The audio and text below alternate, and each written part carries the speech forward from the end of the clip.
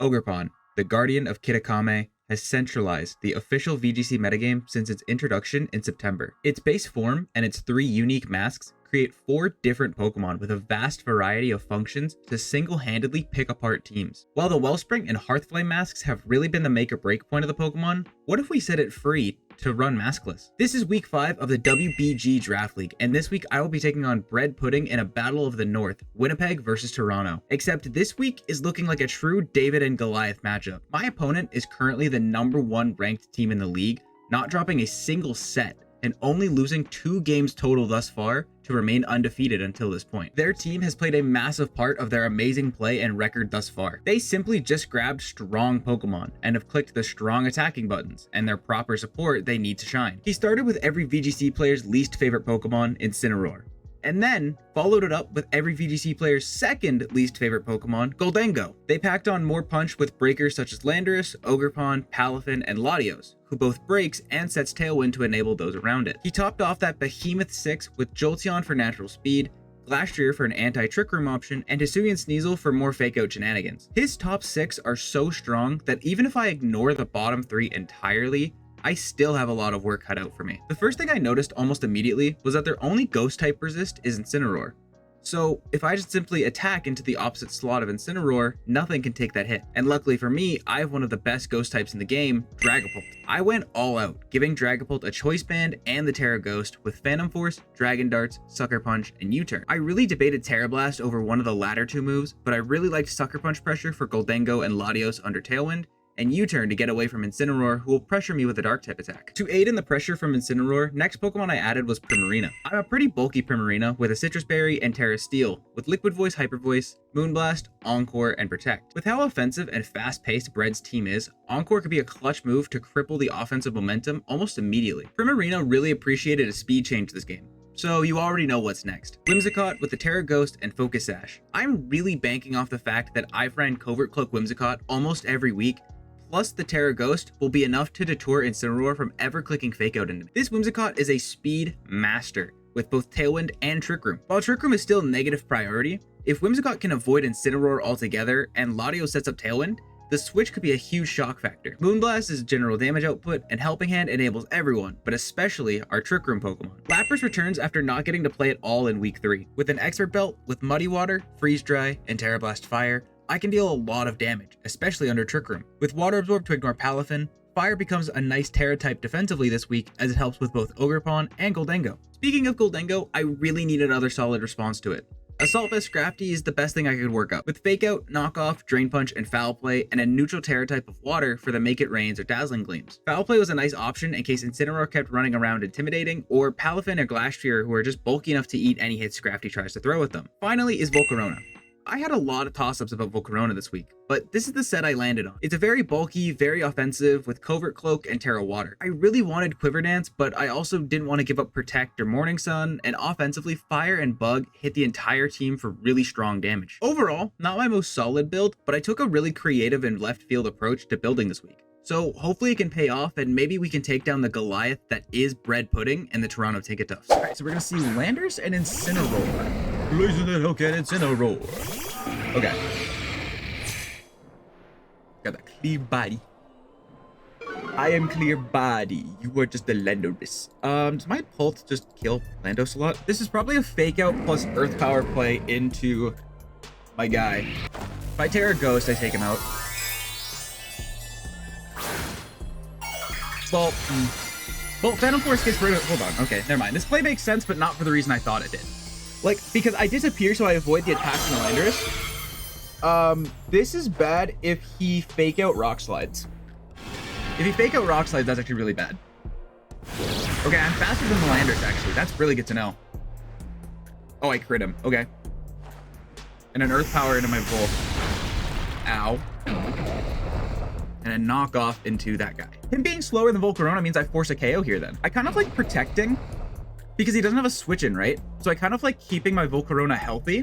He's gonna knock off my Pult, but I'm gonna trade. Pult can live 1 knockoff. In trade, I'm killing the Landorus. Okay. That's kind of bad because I used my Terra. I didn't need to Terra.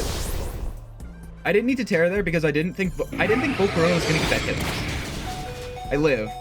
In comes Latios. Finding out if this thing's Scarf could be really good. I have a feeling his Latios is Scarfed or it's gonna Terra.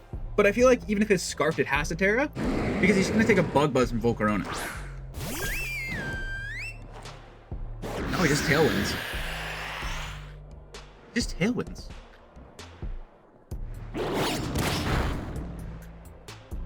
Why did he Tailwind?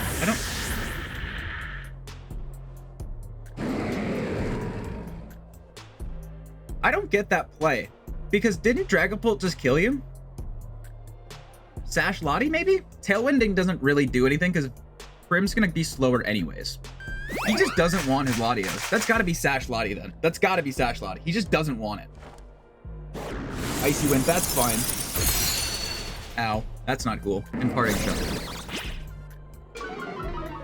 Then go. Get a big Hyper Voice off. That's a lot of damage. Because my Whimsicott's gonna die. Right? So I can protect Tailwind. Terra, Goldengo? Gotta be Goldengo. Terra and Lottie here doesn't make sense. Yeah. Goldengo. That makes sense. Legally speaking, this is still winnable. I can still win this. I can see it. Protect on this. Get up my Tailwind and then I die. Luster Purge. And make it rain. Okay.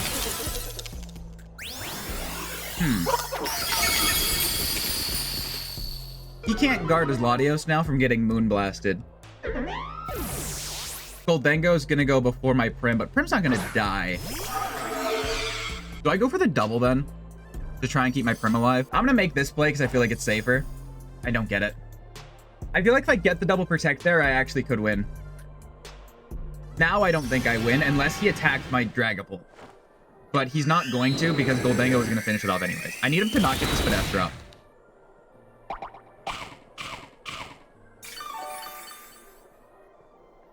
Both were 50-50 odds. This also could just kill me.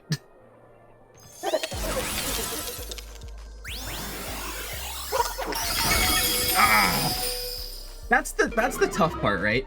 Is like, both are 50-50 odds. Because if he gets the Spadef drop, okay, my Prim is legally faster.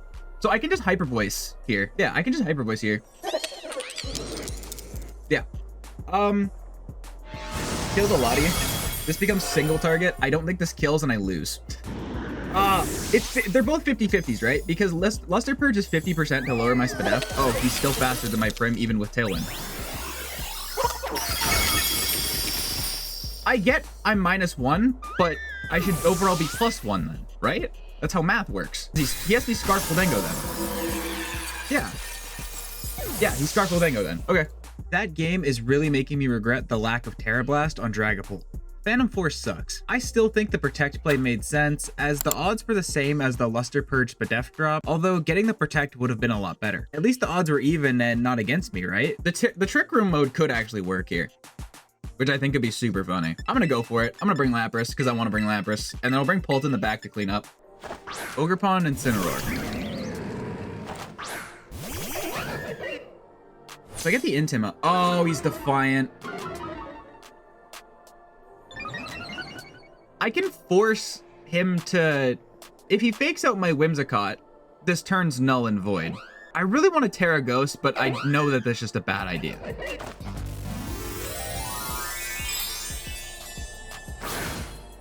Let's Terra the Ogerpon. I don't know. Fake Out's so weird this turn, because like it makes sense, but also it's like, If I do Terra Ghost, you get nothing out of this turn. But I lead with Scrafty, so it doesn't matter. I think if I want a chance, I have to try and get the Trick Room up. I can foul play this thing though. Incineroar might leave, which is good. Incineroar might leave fearing a fighting move. And if it's into Scrafty, he probably lives. He probably lives this. Oh, okay. Well, that's cool. That was fun. Yeah. Okay. Well, that was a fun turn. That was a fun turn. And for all you motherfuckers that are gonna comment Ivy Cudgle's a high crit move, show me when Stone Edge has ever crit in your life. You're lying if you've gotten a Stone Edge crit. Like, that's just a fun video game. That's just fun. I don't know how Pokemon works. It's the, maybe I should have Phantom Forced and then tried to kill with Lapras, but I don't think Incineroar, I don't think he's gonna trade because he knows I can do that. So I think he parting shots here. Spiky Shield. I think he parting shots into my Lapras. Right? Oh, they both go in Incineroar because he protected. Yeah, because he's not gonna let me just Phantom Force for free. So Incineroar is low. Do I have any chance? Both my monsters is grass.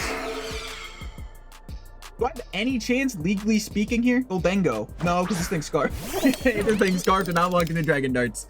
I need an accuracy drop. I need an accuracy drop on Goldengo. Hold on. This could work. Hold on, the game's not over. Game is not over. Terrifier. He's dead to Terra Blast here. If I can live the turn. Lapras is gonna live the turn. That's not what I'm worried about. I just really want Pult so I don't have a 1v3 against Lapras. Oh, he is a ground move. That's not good. Oh, fuck you, bitch. I don't feel bad because he should. Oh, he didn't die anyways because it double targets. Shadow Ball on my Pult. I don't feel bad about critting you because you didn't die, and also you should be dead, so it doesn't matter. Ah, man. Well, I'll kill Goldengo. Lapras gets a kill. That's cool, I guess. Yay! Yeah, I mean, this game was over the second I got crit. I don't think I led super well, but this game was over the second Scrappy got crit, because I should have killed that Ogerpon, and then we wouldn't be in this position. Simply put, we would not be in this position. It's not the outcome I wanted, to say the least. That crit was just a kick while I was down, and there was no coming back after that. It was an unfortunate way to end, but I think there are still things I can take away from this game for the last few weeks. Please go check out Bread. They're a very solid player who plays both singles and doubles draft league formats. So there's something for everyone there. Speaking of everyone, not everyone who watched my videos are subscribed. Specifically, only 26% of people are subscribed. If you enjoyed the video, I would really appreciate your support. You know who else would really appreciate your support? Metatite. Would you believe me if I told you that I used Metatite on a competitive Pokemon team? Missed last week's WBG upload? Be sure to click the button on screen and check out last week's set versus Olivia Sama. Thank you for coming out. I hope you enjoyed the show, and until next time, peace.